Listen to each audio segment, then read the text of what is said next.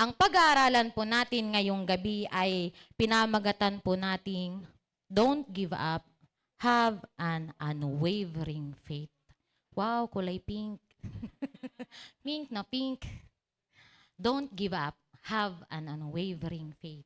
At ang teksto po natin ay mababasa po natin sa Hebreo chapter 10 verse 23. Sinabi po dito, magpakatatag tayo sa ating pag-asa at wag nang mag-alinlangan pa. Sino po yung may mga pag-asa ngayong gabi? Aside sa pag-asa street. Sino po yung may mga pag-asa ngayong gabi?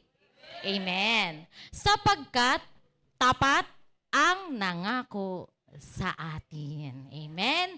Na magpakatatag po tayo.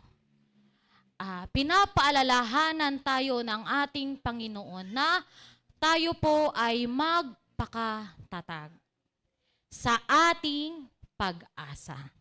Kasi ang Book of Hebreo po, isinulat po siya ng manunulat para sa mga mananampalatayang dumadanas ng pagsubok, dumadanas ng persecution, inuusig, at dumadanas ng temptation. Na kung saan, andun na sila sa punto na gusto na nilang sumuko. Sa lahat pong nakakaranas ng pagsubok, ng persecution, ng temptation, maaari po tayong tumalikod, kapatid. Pero salamat sa salita ng ating Panginoon na pinapalalahanan tayo, magpakatatag tayo sa ating pag-asa. At ang ating pag-asa ay ang ating Panginoong Jesus. Amen? Sinabi po dito, and the writer of this book encourages them not to give up. What they have been through and what we have been through, do not give up. Amen. But instead, magpakatatag at panghawakan ang mga pangako ng Diyos. Kapatid, panghawakan mo ang pangako na ibinigay sa iyo ng Diyos. Amen? Dahil sabi nga salita ng Diyos, tapat ang nangako sa atin.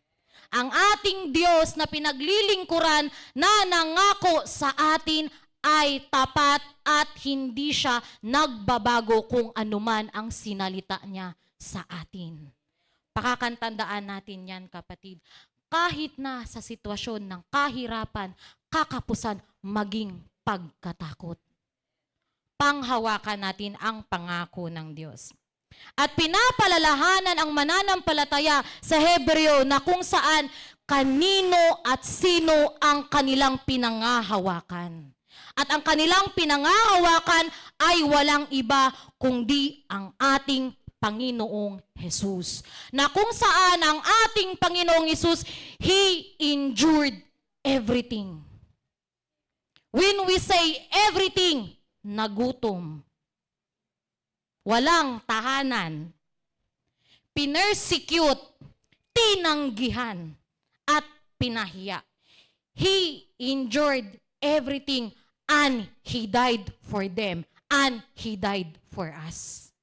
Yun ang pakakatandaan natin na ang buhay na meron tayo, may isang tao na tiniis ang lahat ng sakit, maging ang rejection, persecution, maging temptation for us to be free. And that is unwavering faith. He didn't give up. He never give up. Hindi para sa kanyang sarili, but that is for us. For us. Sabihin mo, kapatid, for me. Jesus died on the cross for me. For me, kapatid. Kaya may tinatawag, Christianity is personal relationship. Because Jesus Christ died for you and for me. That is the essence of Christianity. Follower of Christ. Pag sinabing follower of Christ, maging tayo magtitiis for His glory. Amen? Sarap isa, no? Sarap sang. Amen? Napakasarap. Na pinakita ng manunulat na who Jesus is. Ang una, ang character ni Jesus sa Book of Hebreo, that He is greater than the angels.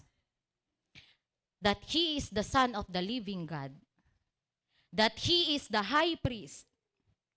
Sacrifice Himself for us to make right in the eyes of God. Alam niyo po yung sinabi nung, there's no shading of the blood, there's no remission of sin. Na ibig sabihin, hanggat walang tumitigis, ano ba, tumatagis, tumitigis? Tumitigis, ay tama ako. Tumitigis na dugo, walang pagliligtas at walang paglilinis. Amen? There's no shedding of the blood, there is no remission of sin. Kapag walang pagtigis ng dugo, walang paglilinis sa ating buhay. Na kaya the moment we stand in this pulpit, in that place, the moment we sit on the chair, the blood of Jesus ang nakikita ng ating Panginoon. Hindi yung dating sugarol. Hindi yung dating immoral.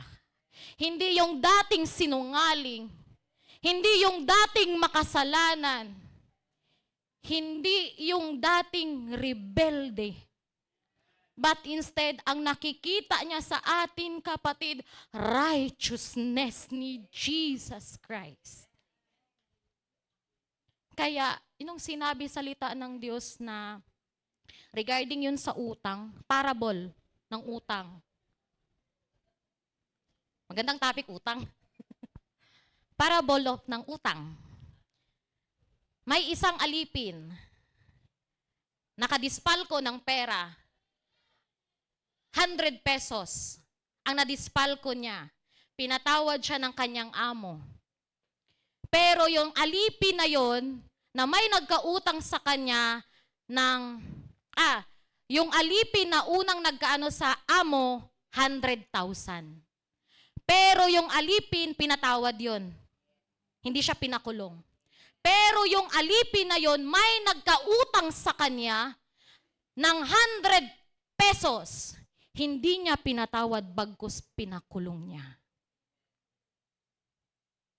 At ang sabi ng Panginoon, ang kasalanan na maliit ay maliit lang ang pagmamahal sa Panginoon.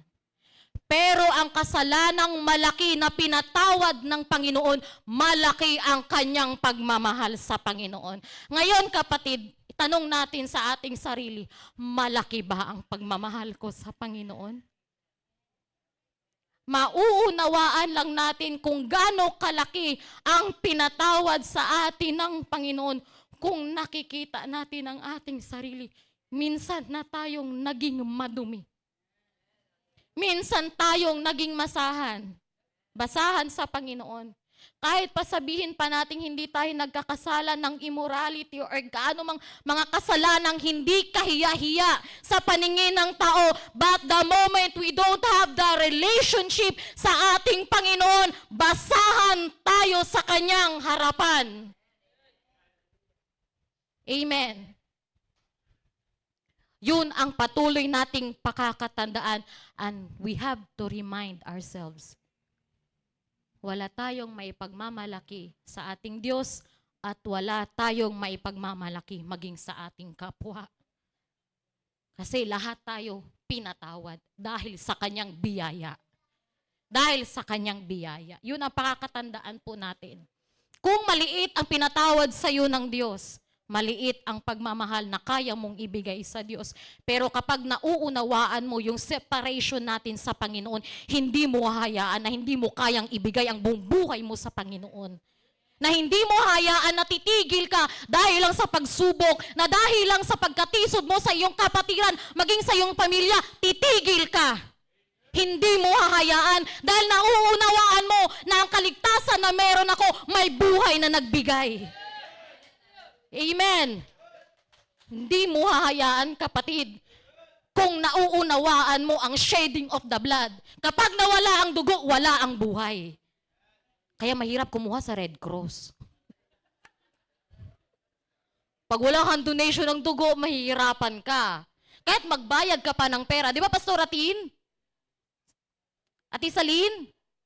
Mahirap. Buti na lang yung mga pastor natin nag-donate. Safe. Amen. Kaya mahalaga ang dugo. Kaya huwag mong hayaan ng yung dugong yan, pawawalan mo ng halaga. Gi-give up ka. Mag-waver tayo. Dahil sa mga problema at suliranin natin. Dumaan ang 15.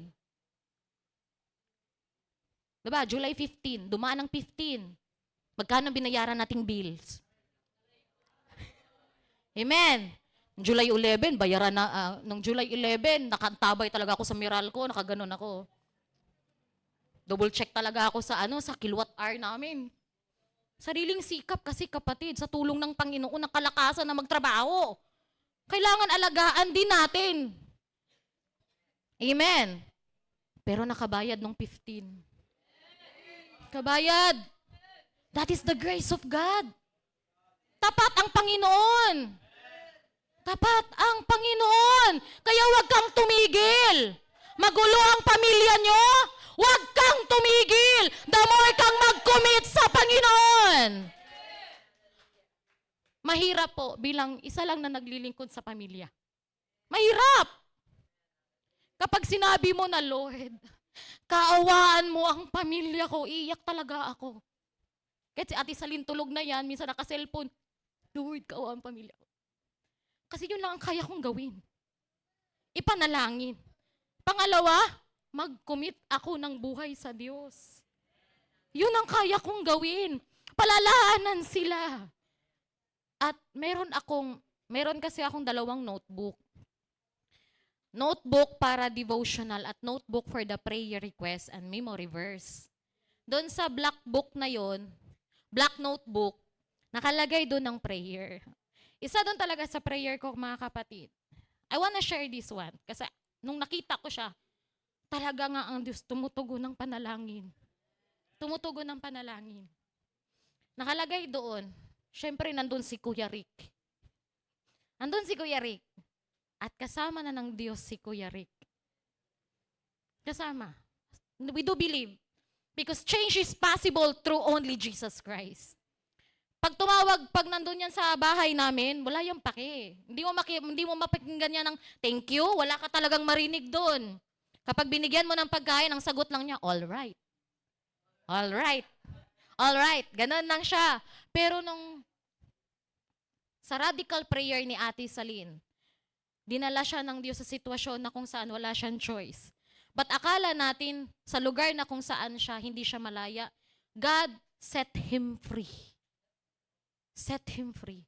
Na dating walang pakialam sa amin, magsasabi na siya na, thank you, ingat kayo dyan. Never mong maririnig sa kanya yan.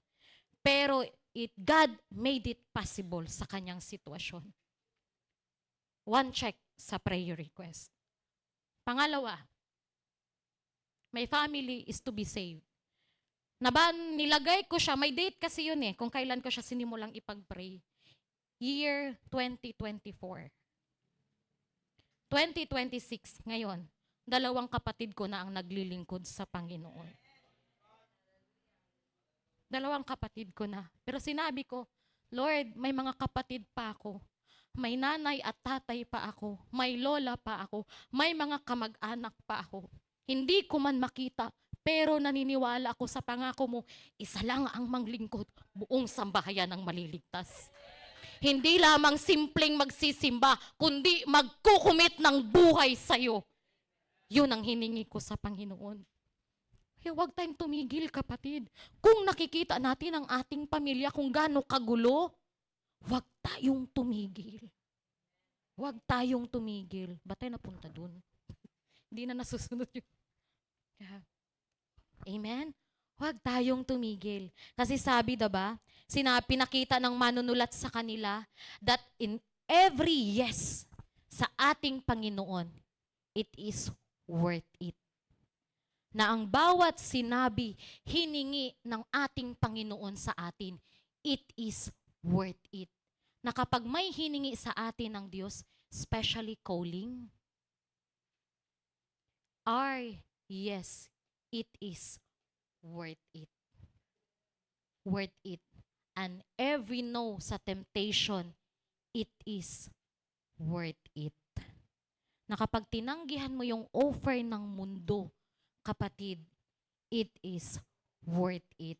Because we are called to be holy, and that holiness, we have to be set apart sa mundong ito. Amen? Kaya hindi na maaari na maging unyango tayo. Kung ano yung nasa labas, makikiayon tayo. Huwag kang mag-give up to stand what does glorify sa Panginoon. Huwag kang matakot, kapatid, na mag-isa ka.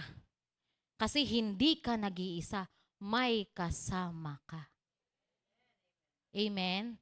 Kaya yung mga pinapanood natin, yung mga private site, akala natin walang nakakakita nun. In every secret place, ang kasama natin ang Panginoon. Bawat ginagawa natin ng sikreto, ang ating Panginoon ang nakakakita. Amen? Don't give up. Kasi alam nyo po, what humbles me, na kung ano man ang iisipin ko, maging ang sasabihin ko, is ang buhay ni Joseph na asawa ni Maria. Bakit? Nung nalaman niya na si Maria ay buntis, iniisip pa lang niya, i-divorce ko si Maria. Nang silent. Pero nung natulog siya, hindi niya sinabi. Inisip lang niya. Pero nung natulog siya, nangusap sa kanya ang Diyos, huwag mong gawin. Amen. It teaches us na maging humble. Dahil ang ating pinaglilingkuran na Diyos is an all-knowing God. Before I utter a word, you know it full well.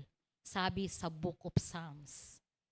Na bago pa lang tayo magsalita sa ating kapwa, maging sa ating sitwasyon, God know it full well. Kaya hindi tayo pwedeng magkunwari sa harap ng Panginoon. Kaya mahalaga that every time we stand up into this place, even this very pulpit, na ang ating mga motibo malinis sa harap ng Panginoon. Hindi para mag-pinpoint ng tao, but it is kung i-correct man tayo, i-correct in a way that God wants us to correct ourselves first, sarili ko muna, bago ang iba. Kaya double-edged sword. Hindi maaari na isa lang, papunta lang, maging ako. Kaya nang tinanong ako ni AJ kanina, te, ikaw mangangaral? Oo. OJ, ako.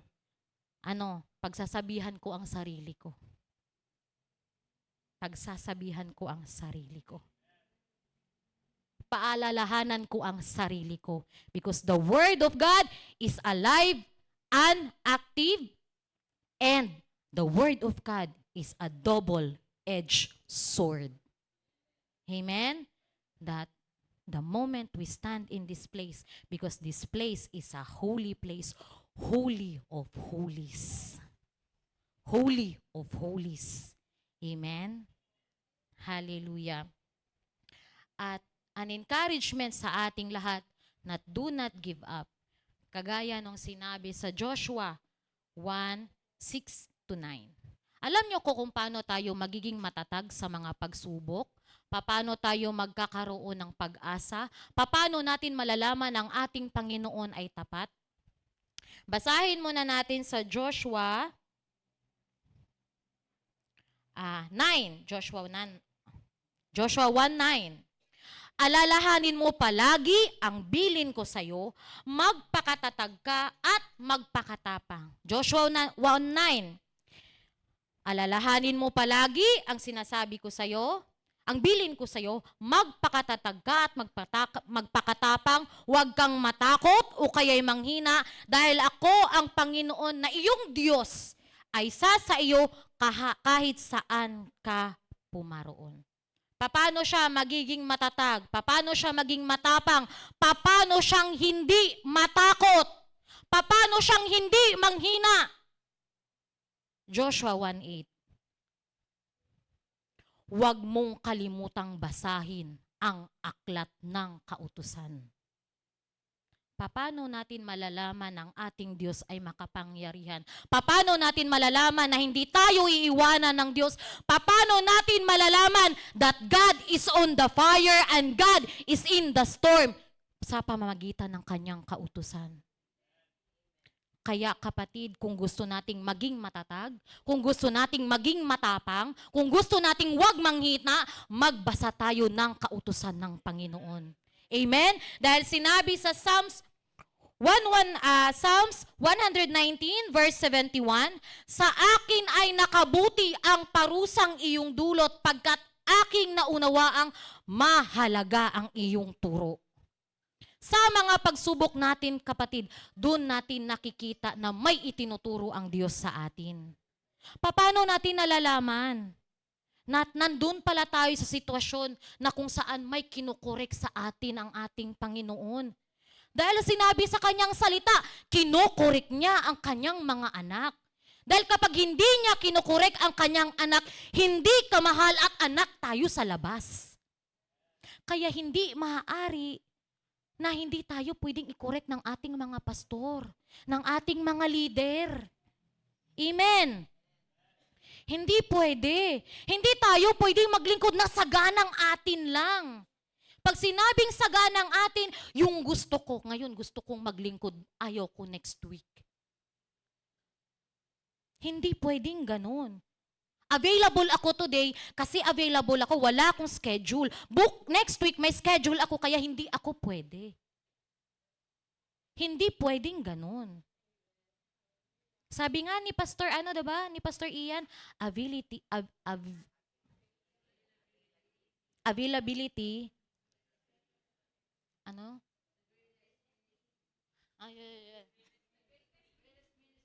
the greatest ministry is availability. Yan.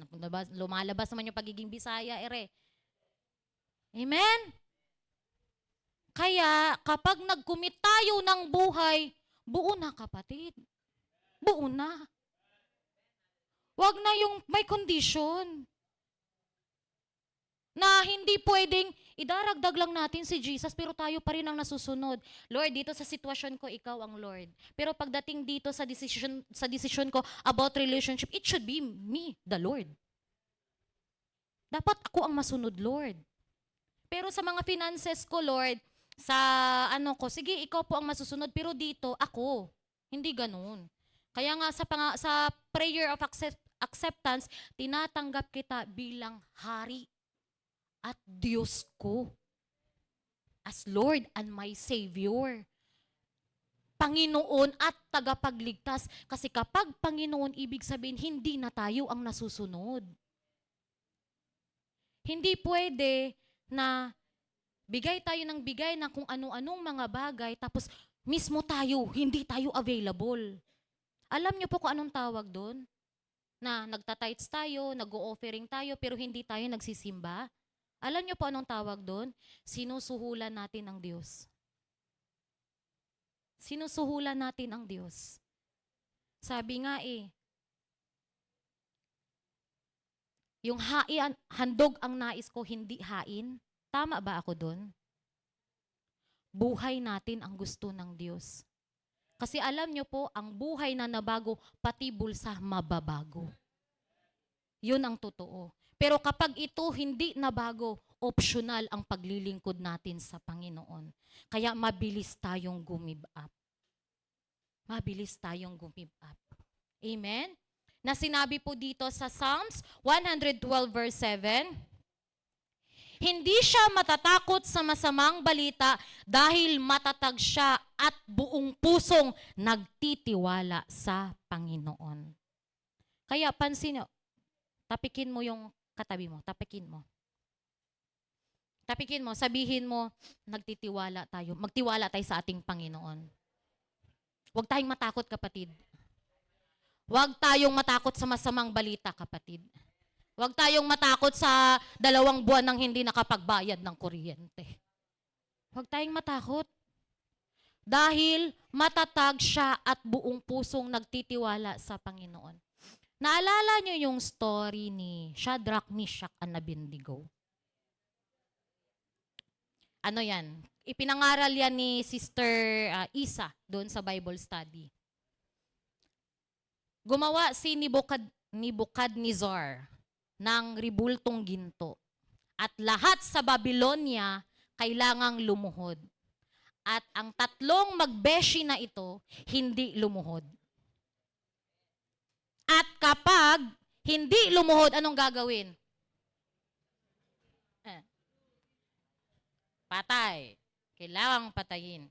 Pero na-bless ako dito sa sinabi nila eh. Sumagot silang 3 sa Daniel 3:16. Sumagot silang 3, mahal na hari, wala po kaming masasabi tungkol dyan. Wala naman talaga tayong magagawa. Andito tayo sa mundong ito eh. Kailangan nating sumunod sa patakaran kung ano mang nakaluklok. Pero sabi niya, wala kaming magagawa kung ano man ang nais mong ipatupad. Pero sabi niya, kung talaga pong ganyan ang mangyayari, ililigtas kami ng Diyos na aming pinaglilingkuran. Mula sa naglalagablab na hurno, ililigtas niya kami mula sa inyong mga kamay. Alam niyo yung pagkakakilala ni Shadrach, Meshach at Abednego sa kanilang Diyos na pinaglilingkuran. Lord, ay hindi kami luluhod. At mangyayari talaga na ilalagay kami sa hurnuhan, pero sabi nila, ililigtas kami ng Diyos. Next verse po. Pero, kung hindi man niya kami iligtas, gusto naming malaman mo, hindi pa rin kami maglilingkod sa iyong mga Diyos. Kaya ba nating sabihin yon, kapatid? Na kahit hindi man ako iligtas ng Diyos, may sakit at karamdaman man, kahit hindi ako pagagalingin ng Diyos, pero hindi ako maglilingkod sa iyong mga Diyos. Kasi ang Diyos na yan, pwedeng magiging sarili natin. Kahit hindi man ako pagalingin ng Panginoon, hindi ako titigil maglingkod. Kung hindi man ako, may panalangin man ako, Lord, na hindi man sagutin, kahit hindi mo sagutin, maglilingkod ako sa iyo. I-reject man ako, Lord, ng aking mga kaibigan, ng aking pamilya, maglilingkod ako sa iyo, Panginoon. Kaya ba natin yon? Amen? Ganun ang pananampalataya ni Shadrach, Meshach, and Abednego. Alam nyo, kapatid, share ko lang, noon sa Boracay, yung isang lingkod ng Panginoon, sabi niya sa akin, you have the joy of the Lord. Sabi niya sa akin. Tapos pinagninilay-nilayan ko yun. Alam niyo po, ni-reveal sa akin ng Panginoon, kasi may instances sa buhay ko, na sinabi ko talaga, Lord, hindi mang to mangyari, pero maglilingkod ako sa iyo. May mga private prayers tayo, kapatid, na sa tingin natin wala ng pag-asa. Pero sa panahon man ng rejection na yan, sa panahon ng waiting na yan, matagpuan tayo ng ating Panginoon na patuloy na naglilingkod sa Kanya. Matagpuan tayong naglilingkod sa Kanya. Kagaya ng sinabi ni Pedro, saan kami, Lord, kapag hindi ikaw ang sumaamin? Kagaya ng sinabi ni Moses, hindi kami aalis sa lugar na ito kapag hindi namin kasama ang iyong presensya. Kasi apart from God, we are nothing. We are nothing po talaga. Makamtan man natin ang mga bagay, makamtan man natin na marami tayong laman sa bangko, pero at the end of the day, empty po tayo kapag wala ang Panginoon. Amen? At sinabi po dito na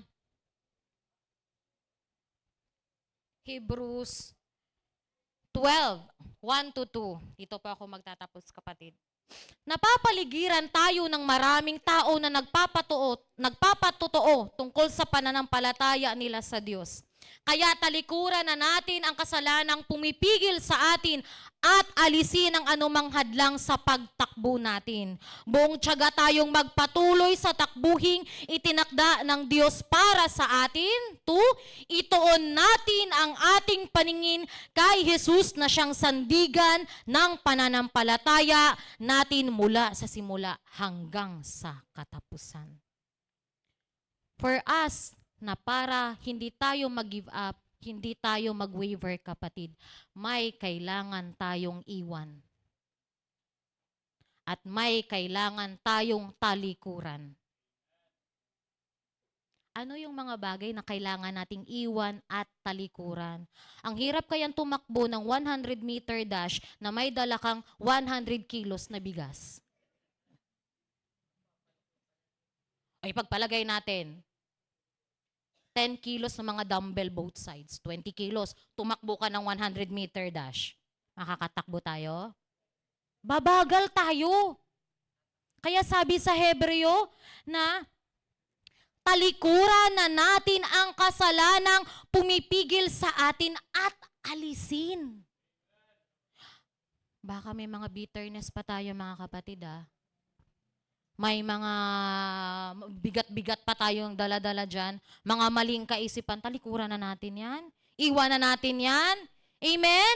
At patuloy na ang puso ng ating Panginoon ang maging puso natin. Amen? At tumingin lamang tayo sa Kanya. Na sa every trials and every na mga storm, ng mga refining, even the fire, tumingin tayo sa ating Panginoon. Kasi Shadrach, ang Meshach, and Abednego, they are able to withstand the furnace of the fire dahil may isa silang kasama sa loob ng fire. Amen? At alam nyo po ang kagandahan sa kanila, nung inilabas na sila sa hurnuhan, wala silang sugat. At hindi sila nangangamoy usok. Kaya, tapikin mo yung katabi mo. Amoy usok ba? Amuyin mo nga yung katabi mo. Amoy usok ba? Amoy usok ba? Amoy samgyup. Amoy usok ba? Amoy... Malalaman mo kasi ang tao kapag may dumadanas ng pagsubok. Galit. Mainit ang ulo. Lalo pag walang pera, no? Init ang ulo. Nangangamoy usok. Tayo, kapatid, pag ganon. Pag yung hindi magaganda ang lumalabas during refinement, during ng pagtupok, during the storm, alam mo na, amoy usok yan. Sabihan mo, amoy usok ka ngayon for today's video. Sabihin mo, amoy usok ka. Amoy usok ka, kapatid. Ligo-ligo din pag may... Amen? Tapos sa storm, kapag nasa storm tayo, kapatid, malalaman mo talaga pag nakatingin sa sa mga bagay na hindi maganda, ay alam mo na, sisigaw talaga yan, galit pa. Amen? Pero alam nyo po, natutuwa ako sa buhay ni Pedro. Kahit pa nalunod siya, lumubog siya, pero sa 12 disciples, nakita nila si Jesus na naglalakad sa tubig, ang isa lamang na risk taker, si Pedro. Tinitingnan natin na siya ay lumubog, pero hindi natin tiningnan na sa lahat na nandun, 12 disciples, siya lang nagsabi, Lord, kung ikaw yan, palakarin mo ko. Kaya ang taong may pananampalataya, risk taker. Kahit pa ang imposibleng bagay, alam niya na kasama niya ang Diyos, mag-yes yan. Ang dami. Hebrews 11, nababasa natin ang mga risk taker. Pero meron akong isang tao na nais kong makita ninyo na risk taker. Tingin kayo sa gilid. Tingin kayo sa gilid. Sino yan? Tingnan nyo. Thumbs up. Tingnan nyo si Lolo. Risk taker. Risk taker. Ano ba yan? Risk taker si Lolo. O hindi tumulo, Mami Lut. Risk taker si Lolo. From Mindoro. He said yes when God spoke to him. Go to Mandaluyong at magpastor ka. Risk taker. Because of his yes, both of them, Lola Noemi, libo-libo ang naligtas. My churches, Luzon, Visayas, and Mindanao. Kaya, nandito tayo. Nandito tayo ngayon dahil may isang nag-yes sa calling. And that calling, and this vision, alam niyo po yung vision na to, hindi to simple lang naisipan ni Lolo na, ito, maganda to. Magka-rhyming words. Meaningful? No. Because he believed on this. The Holy Spirit impressed it in his heart. Kaya, this vision, this is holy. Holy yan, kapatid. A man of faith. My brothers and sisters in the Lord, don't give up. Have an unwavering faith. Be a risk taker. Be a risk taker. Ano man ang sabihin ng iba, be a risk taker. Kasi ang gumawa sa atin yan, He give us the victory. God give us victory. He give us victory through defeating the death. Huwag tayong matakot. Amen. Huwag tayong matakot. Be a risk taker. At magtatapos pa ako sa conclusion po na ito. There are no great men in this world. Wala po. Walang dakilang tao dito sa mundo. Only ordinary people with faith as small as mustard seed. But through their faith, God used them for His glory. Amen? Hallelujah! Ngayon ay gabi ng mga kababaihan. Mga kababaihan, know your calling. You will know your value if you know Jesus Christ. Mga kababaihan, look up to me. Find a man that will love Jesus more than he loves you. Maghanap ka ng lalaki na mas mahal si Jesus kaysa mas mahal ka. Yan ang hanapin mo. Mga kalalakihan, maghanap kayo ng babae na kayong suportahan kahit sa paghakbang ng calling na ibinigay sa inyo ng Diyos. Marriage is not just men and women being together, but marriage is all about kingdom advancement. God's kingdom advancement. Hindi lang yan na para may makasama kayo sa buhay. No. No. Maging matalino tayo mga kababaihan. Because the moment na may nakita ka, ang lalaki, mas mahal ang Panginoong Jesus, hindi ka dadalhin sa pagkakasala. Hindi ka dadalhin sa pagtalikod. Mga kalalakihan, kung ang babae mas mahal sa Jesus, hindi kanya pipigilan para sundin ang calling at kalooban ng Diyos. Because women are called to support, not to control. Women are called to support, not to control. Let us not be Jezebel. Huwag nating hayaan na tayo maging Jezebel who controlled. Huwag nating hayaan, but let us be a woman of God that support the very calling of God. Amen? Hallelujah, hallelujah. Tayo po tayong lahat. Hallelujah. At tayo po'y maghahandog ng buhay sa Panginoon.